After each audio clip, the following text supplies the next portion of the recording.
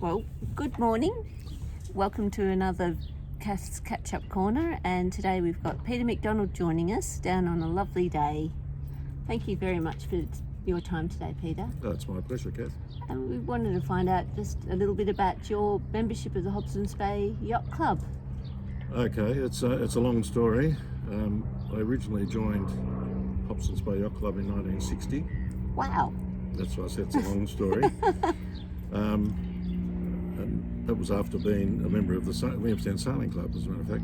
But anyway, I sailed here with a fin, and I sailed as a crew on lightweight Sharpies with Cliff Gibson and various other.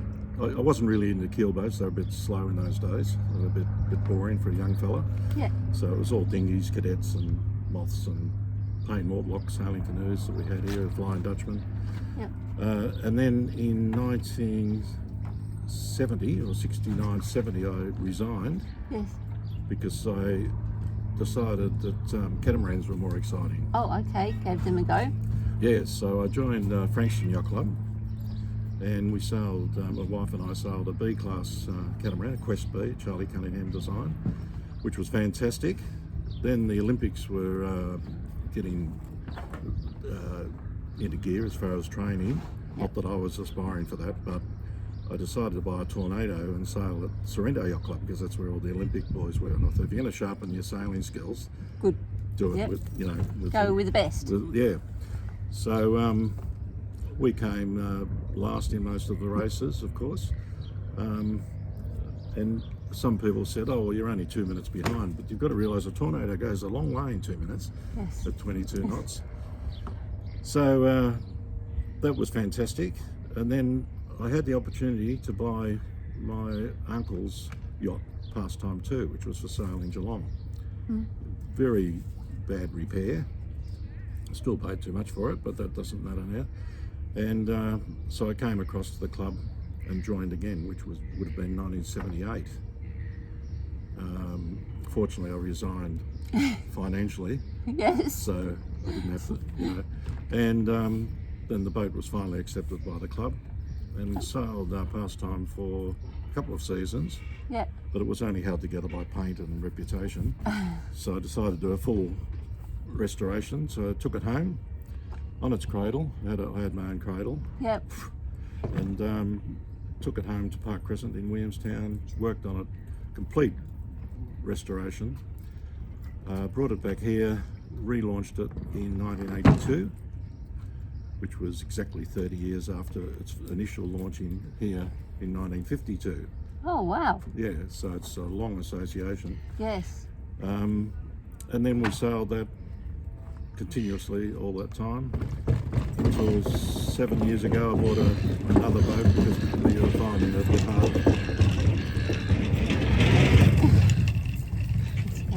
bit hard to sail a meter boat, which is low, long and skinny, and no motor, no reefing head sails or anything like that. And I bought another yacht, which is a Jeanneau 40, which we have now. And fortunately, Scott, my older son, who sails on Vicon, and he sailed catamarans too at Taipans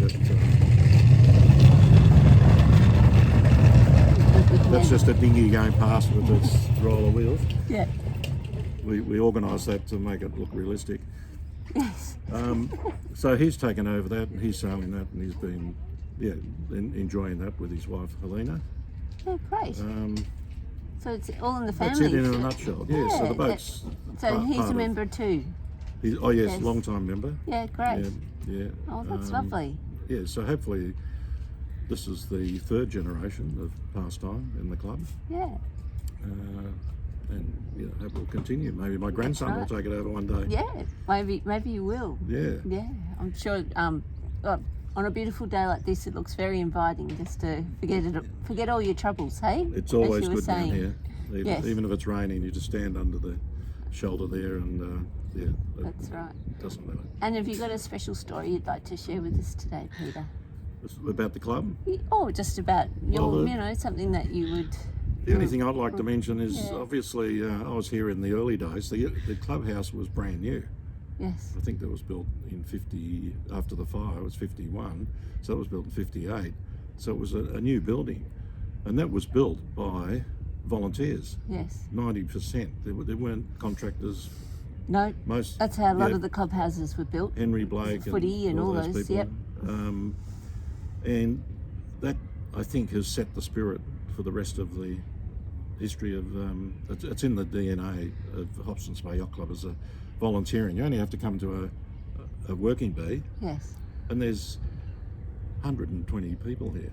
Yeah. And That's they're tremendous. flat out. Yeah. And they've all got jobs, you know, different jobs are allocated, so there's no one's wasting time. It's terrific. Oh, that's So great. I think that's the best part.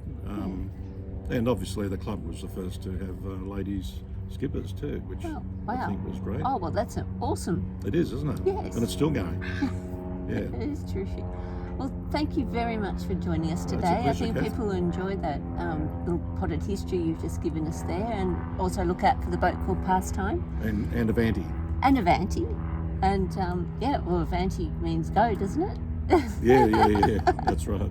So I hope you go well with that. And would you like to actually nominate someone? I was thinking about that. Yes. Rob Tanner would Yeah. be one. He's a life member also. Yeah? And Sue, I think she's probably have the two of them if Right. they want to do it. Oh, yeah, sounds good. Well, I'll follow them up and see how we go. Thank Yeah. you so much for your time today, That's a Peter. pleasure. Thank you, Cath.